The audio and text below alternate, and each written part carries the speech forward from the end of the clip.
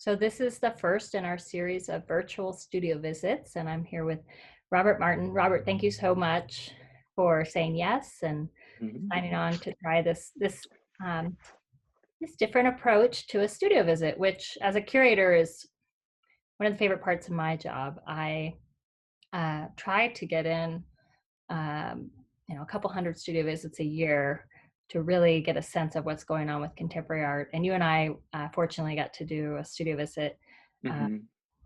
a couple times actually in the last year.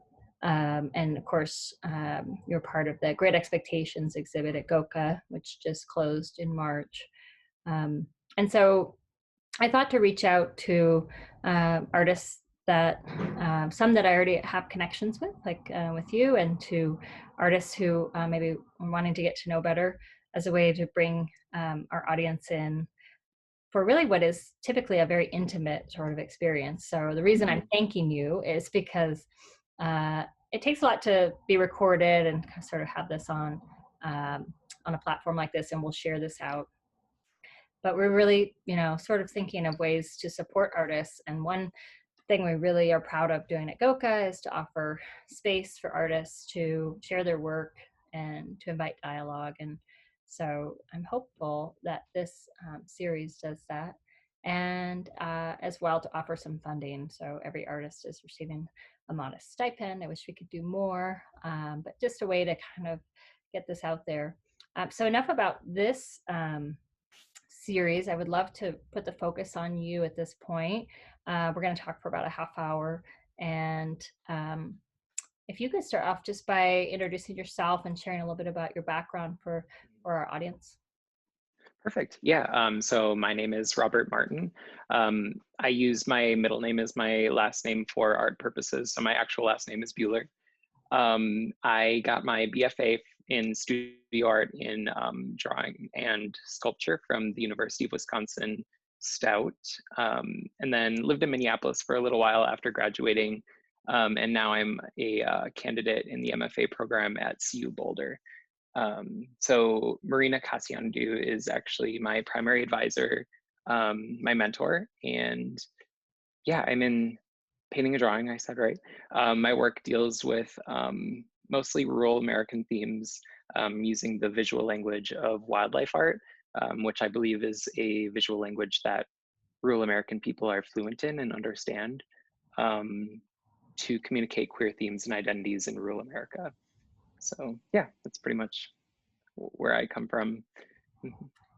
And so can you describe your current studio setup and sort of situation where you're making work? Because obviously we're all in this Yeah, social isolation mode. So can you talk a little bit about what you've done to make it work right now? totally. So this is my studio, right here on this spot in the couch. My partner and I live in a studio apartment, so it's just like this very small apartment. And basically, when I found out that classes were going online, it was seeming like things were going to be shut down in sort of phases. I basically just got this Rubbermaid tote of art supplies from my studio and this little art bin here full of things like graphite and colored pencils. I put together a portfolio of paper and basically brought everything home. So this tote is pretty much my studio for the time being. I did not grab a drawing board, so I'm basically using this picture frame as a drawing board right now. Just making do. But thankfully, I'm actually very fortunate that my practice is mostly drawing based to begin with. I do work pretty small because I'm very meticulous. So I'm my practice doesn't look very much different on social media and stuff, where I'm sharing images and things. I'm still using watercolor. I'm still using colored pencil as I was. It's just the motivations are a little bit different now. That's interesting. The studio visit is fairly intimate, but in some Mhm. ways you can sort of control the environment. It's your studio. It has Yeah. very intention, but where this is, it dawned on me that this is even more intimate because it's your home. Hmm. I think I saw your partner sort of elbow over there, Yep. obviously. Like, everybody that's in your space is going to be there. So thanks for being part of our interview as well. Um, and so, yeah, it's interesting thinking about those constraints.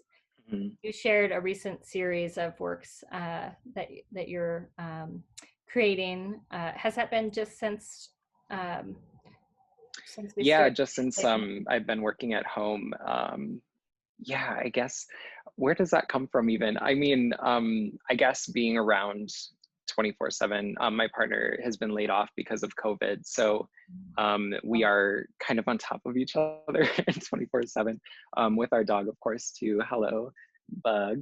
Aw, Boston Terrier. So, yep, yeah, Boston Terrier. So we're just all here in this little room together all day long. So that's pretty much been my focus now. I'm thinking, I mean, I was moving towards ideas of sentimentality and things that are very personal. And so the subject matter, I mean, this is what's around me. So this is kind of what I'm dealing with now. And then just playing with the setting, the sunsets. Yeah. Yeah, so some of these paintings that you shared with me, the sunsets, you talked about Mhm. Midwestern sunsets as Mhm. having this very uh, Yeah. strong significance from where you grew up, and so can you talk a little bit more about that? Yeah, so I didn't realize that the sunsets in a place had so much identity until I moved out to Colorado, actually. In Boulder, I feel like the sunsets here are incredibly ostentatious. They're like overly grand. You have the flat irons and the sun falling behind it. And they're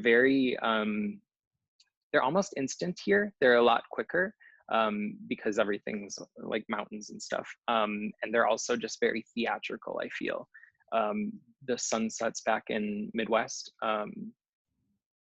there's a lot more humidity in the air, being so many lakes and rivers and things, the evaporation from those lakes.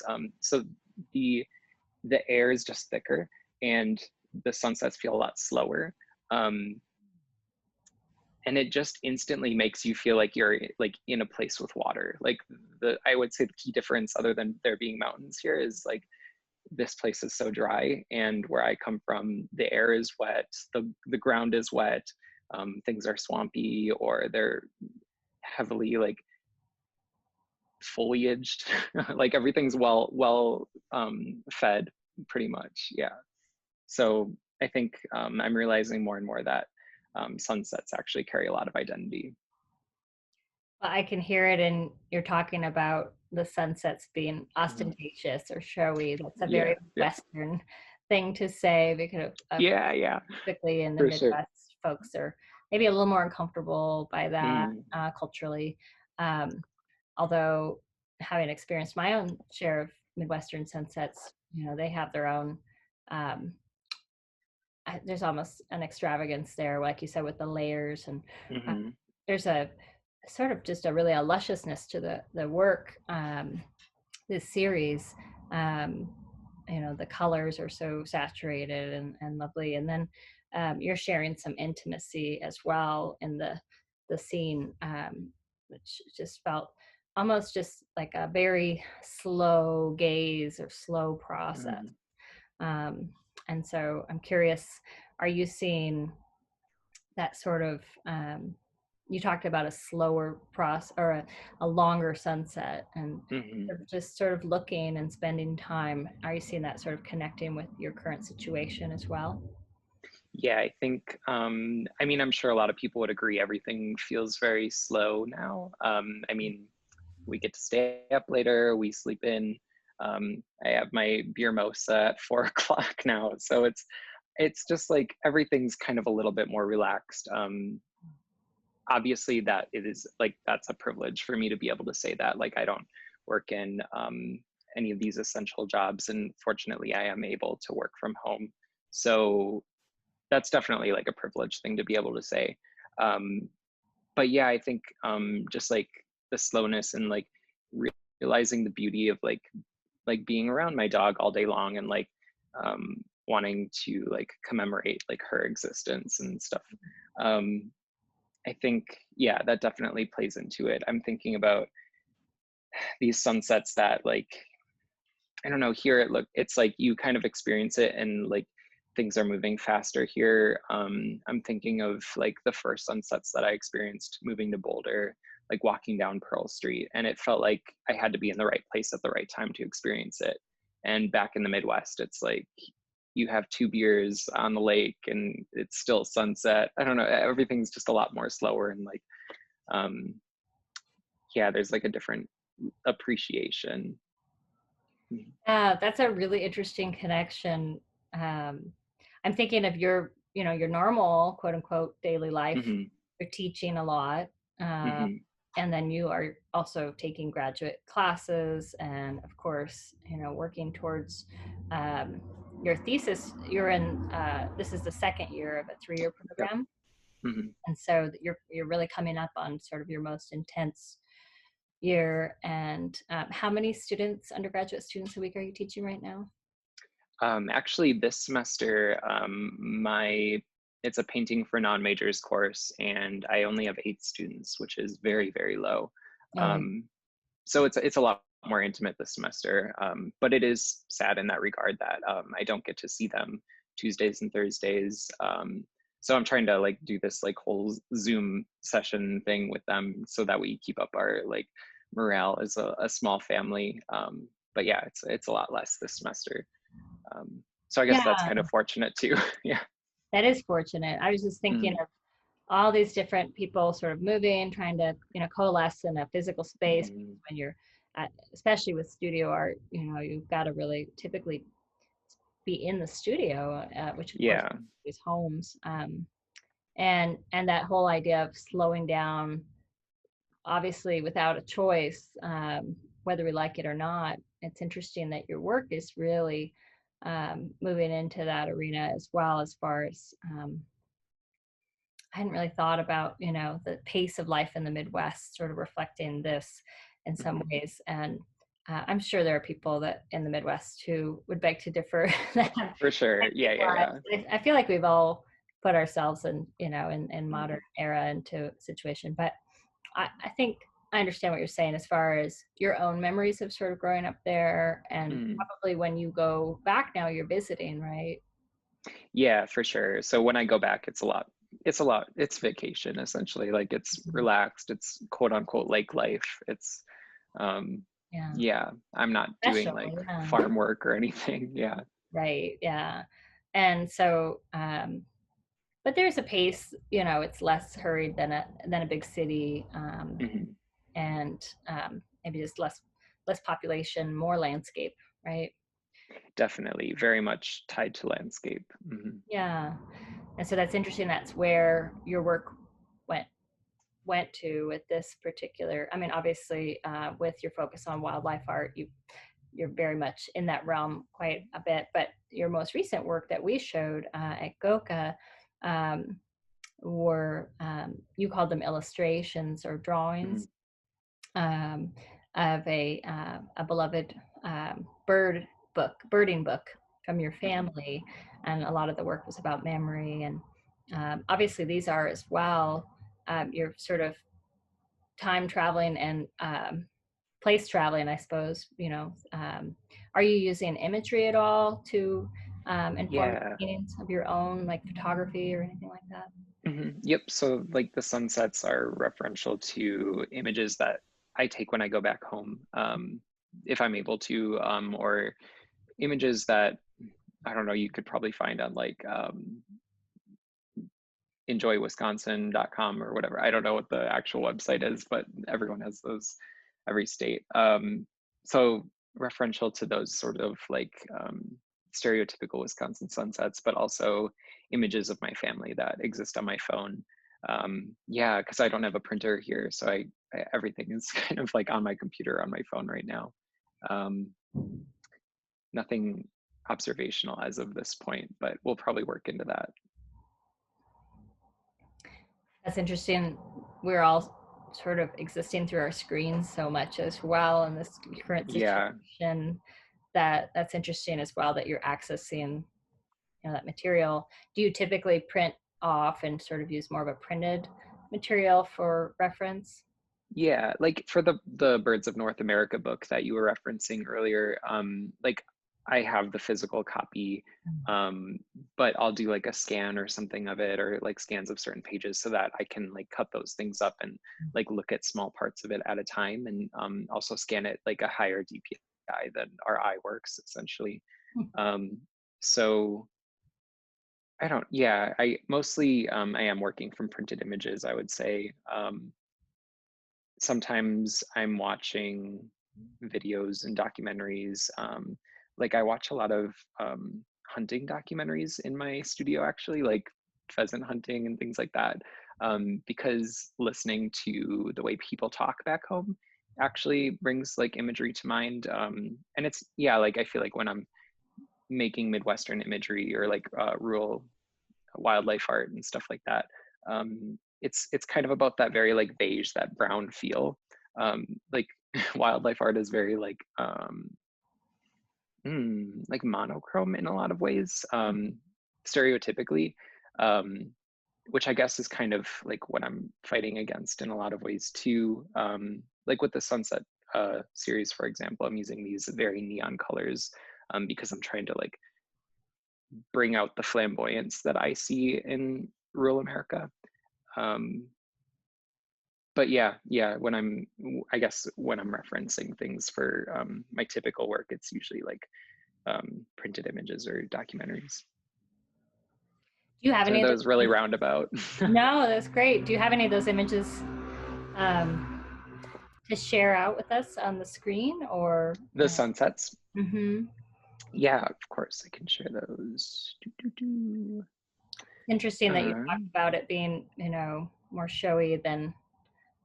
Oh, here we go. Yeah, so these are the just lake. like Wisconsin sunsets, yeah, that I'm looking at. So So the like if you water just, is, yeah, the water is actually yeah, really important here. yes, yeah, because it basically like doubles the sunset. It is like it's about humidity, and there's always, I mean, not always. There's usually like the cloud situation. When you're not above a lake, there's usually not clouds. Um, so humidity is a huge part of it, and then also just like I don't know. I think people get very religious about this also.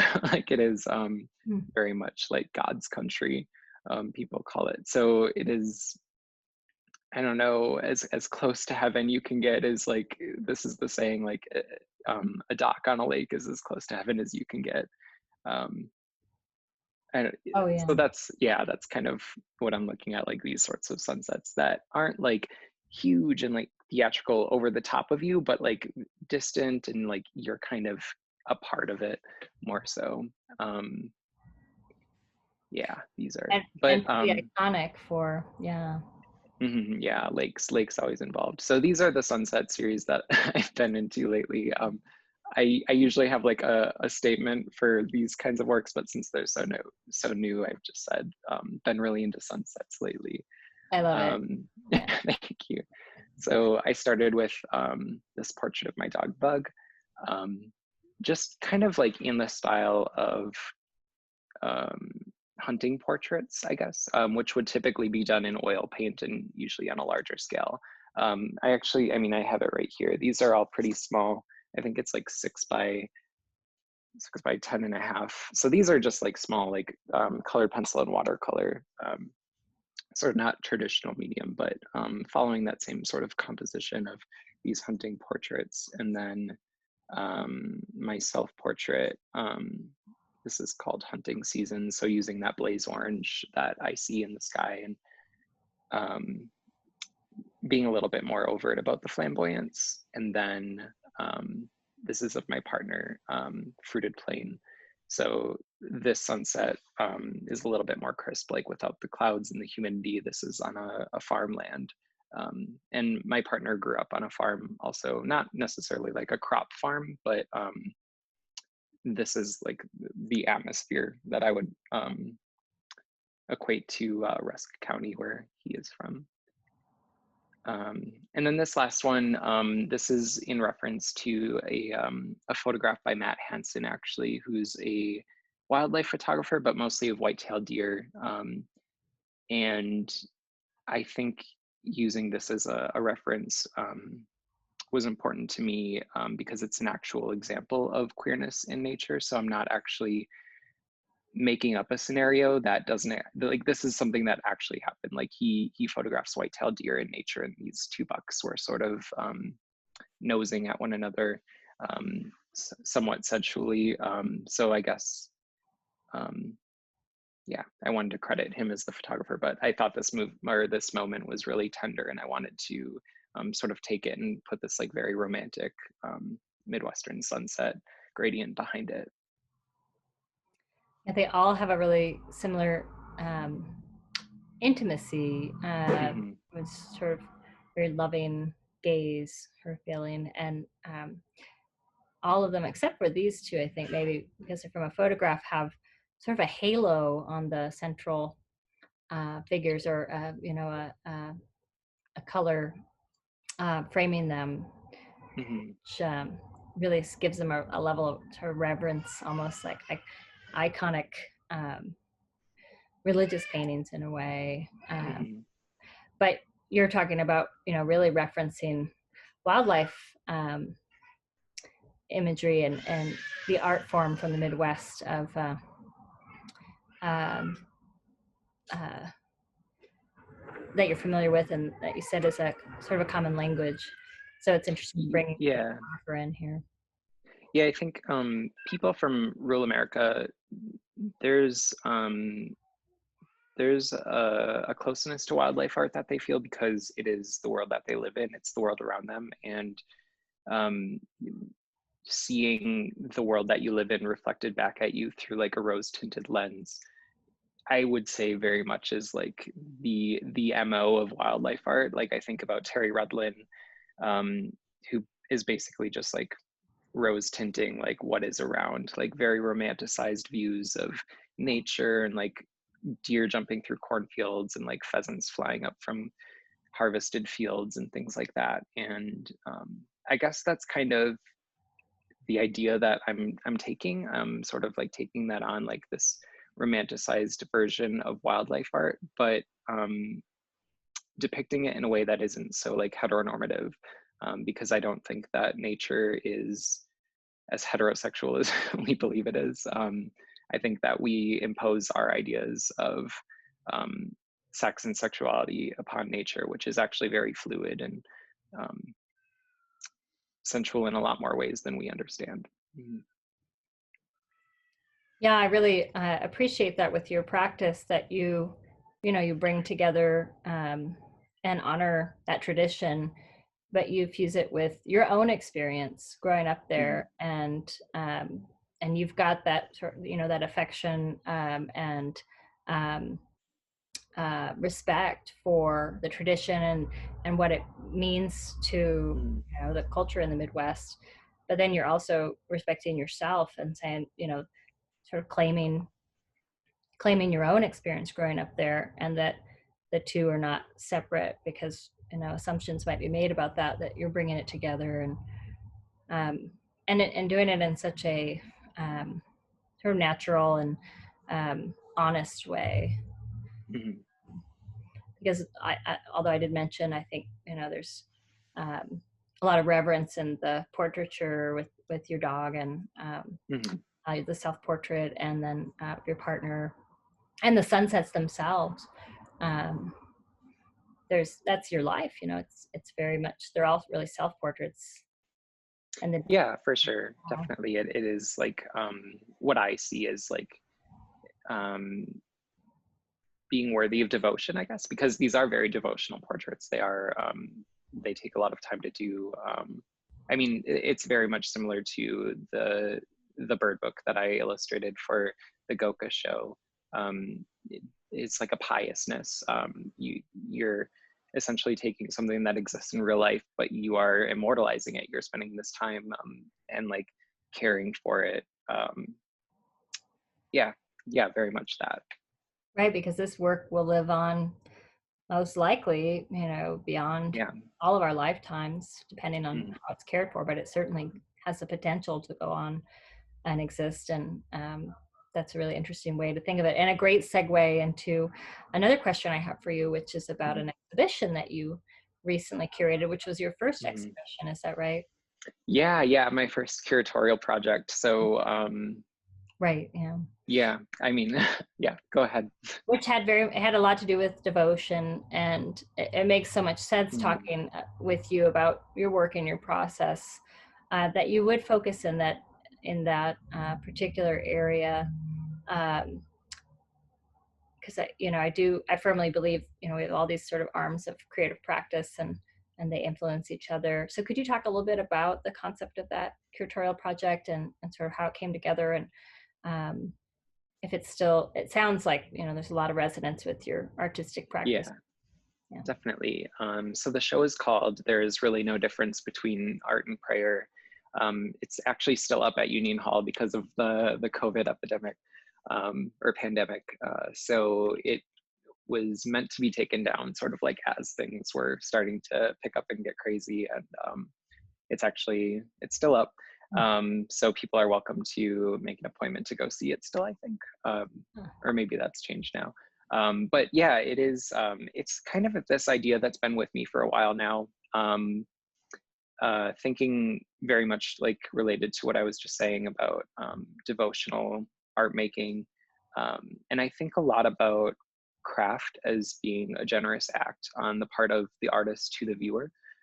So things like eliminating any friction. Um, and this isn't like a preference that I have, necessarily like a preference for like skilled and like figurative art making, because I think that there are so many like valuable ways of making art.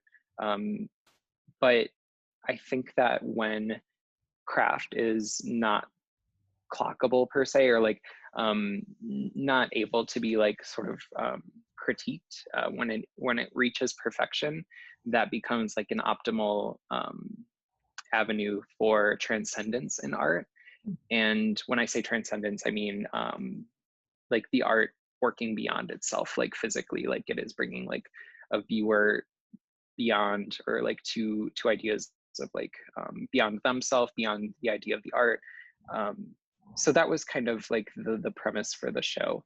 So thinking about art as this sort of non-denominational, like not tied to religion, way of devoutness, piety. um, I mean, I have written down here just a statement from the show, from the first paragraph of the curatorial statement. So, it is difficult to put into words the remarkable nature of control in art. Materials tend to becoming increasingly unassuming as their application nears perfection. In a sense, it's an incredible act of generosity from the artist to the viewer to create in a way that leaves little room for friction, an optimal condition in making for the communication of transcendence. So, like the whole idea of the project, and also the works for the Great Expectations show, that you asked me to be a part of. Um, I was thinking about, yeah, just devotional making and like realizing all these parallels in devoutness. So it is related to my practice in a lot of ways. I was making the works for the GOCA show the same time that I was sort of conceptualizing the show that I was curating.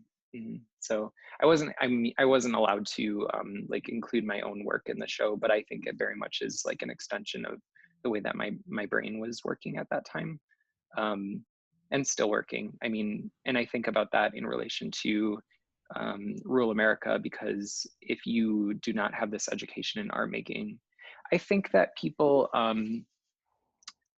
there's always that like critique of people that don't speak like the language of art, that they say like if things aren't well, they're like, oh, my 3-year-old could do that. And then if things are really good, like quote unquote good, like skillfully made, um, the critique is, that must have taken you hours. So there's this idea of like time and stuff too. And I don't think that that's necessarily like a bad thing to hear.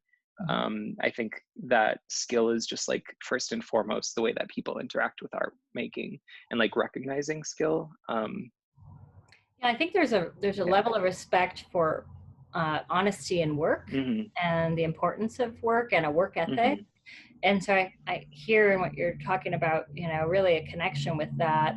It's interesting because I've, in my background, I know we have different aesthetic levels of development, and there is a aesthetic level, aesthetic stage where you judge the value of artwork based on Hmm. technical prowess, and often, that could be figurative work or realistic um, Hmm. work that is judged as having merit. But I never really thought about it in terms of a sort of honesty. Like, you can see that the work took Hmm. hours, and I did experience that talking with our audience about your work in the gallery. When I would share with folks that, this was all um, Yeah, yeah, yeah. hand painted, hand drawn, their response was staggering. Wow, just this level of sort of opening up to the work, and without fail coming in close and really spending time with the work. Um, and um, that's a little harder with more abstract or conceptual work. It just takes maybe a little more uh, help to bring in. And so I Hmm. really appreciated that you talked about being an act of empathy uh, for that audience in a lot of ways. And but I never really thought about the honesty of the labor being a parent.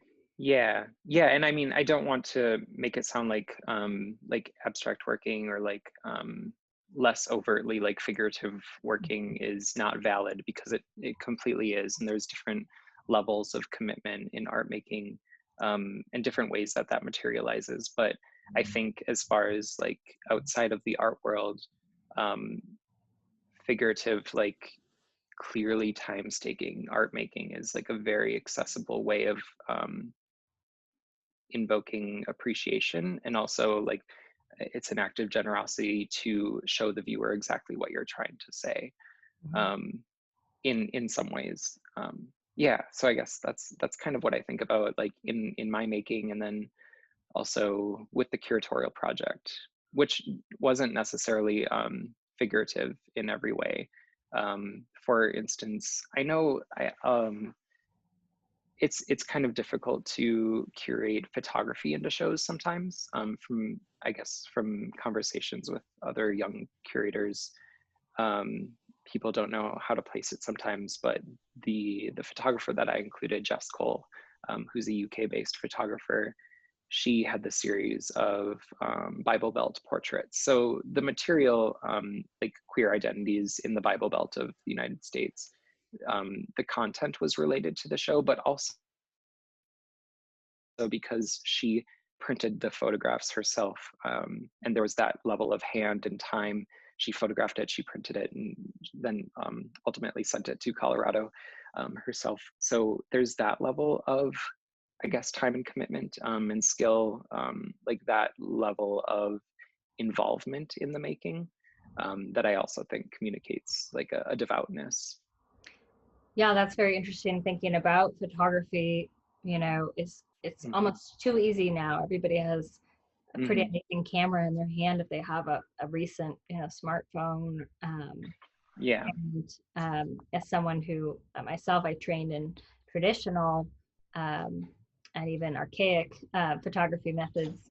Yeah. uh, why would anybody do that except for a level of devotion to Hmm. the craft and the process, and that, Hmm. that being important to their practice? So I hear you kind of using that as a meditation back on your own process, and thinking about Hmm. um, the importance of the process is in some ways as much a part of the work as the finished work itself. Does that sound right?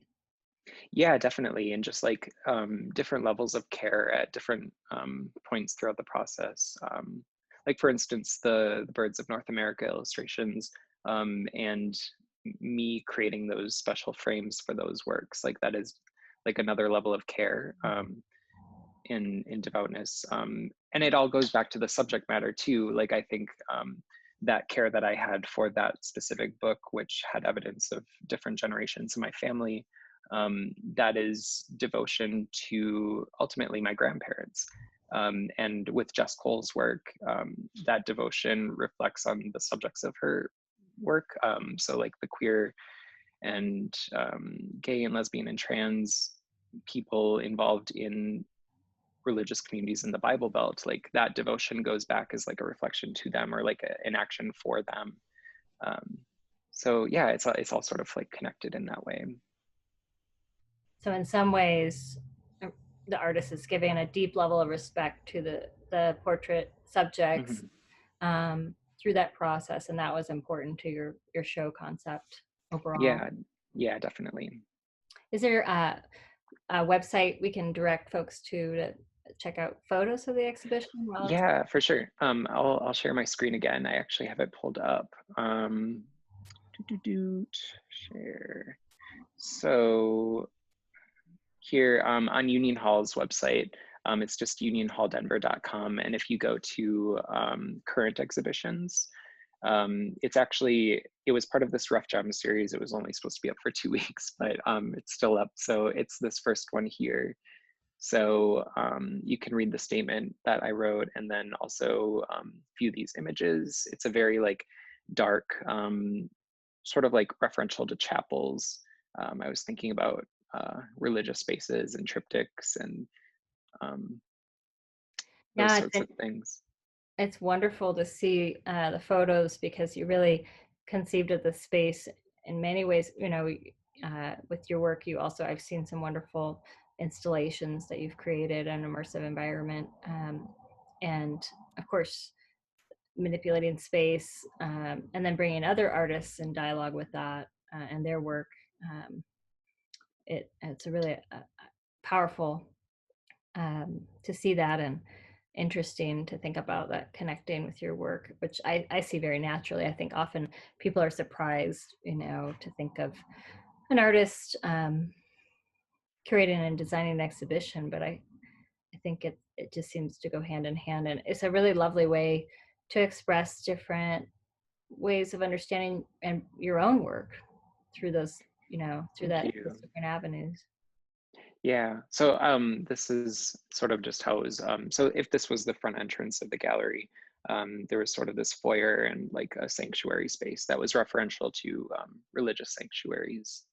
Um, and then there's actually a gallery talk here, a curatorial talk that Union Hall has uploaded. So I think it was just recorded on an iPhone or something, but that's accessible too if anyone wanted to listen to the full curatorial talk there. Wonderful.